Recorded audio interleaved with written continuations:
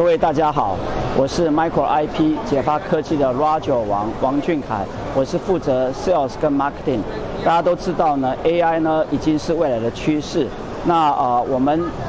公司呢特别发展出这个 iProfiler EDA Tool 呢，特别就是来协助AI SOC Designer 能够在设计 SOC 的时候呢，知道呢怎么样来有最好的这个 Power Performance Area 呢，特别是 focus 在 Performance 啊。那我们都知道哈，这个 AI 的 chip 呢，它在这个 Memory 的 access 呢是至关重要的。那 iProfiler 呢就可以协助 SOC Designer 呢去决定出呢最佳的 On-chip Memory 跟 Off-chip Memory 的 allocation。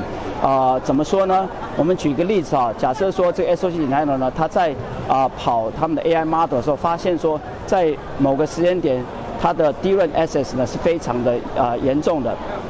那这个时候呢，我们 iProfiler 就告诉他说，在什么时间点，在哪个地方，然后呢，这个 SOC Designer 呢就可以跟 AI Model Team 人谈说呢，你可不可以把你的这个 AI Model 把这个 DRAM access 改成到 SRAM access？ 那相反的呢，如果我们看到呢，它 AI Model 呢去 access 到很多的 SRAM 呢，可是它的 access count 都很低，也就是说呢，占到很多位置，可是呢，对 SRAM 的使用率的不是很高的情况下是呢，我们就可以一样告诉 SOC Team 呢，然后 SOC Team 可以跟这个 AI Model Team 呢，可以去合作，把这个 AI Model 修改成去移到去做 DRAM 的 access， 那这样子就可以找出最佳的 On-chip Memory 跟 Off-chip Memory allocation 啊。那这只是我们在做 iProfiler 在做 SOC 的这个 Performance Analysis 的一个最重要的 Memory Asset Analysis 啊。那现在呢，为了服务大家，我们 iProfiler 提供 Cloud 版的iProfiler， 那各位可以上我们的官网呢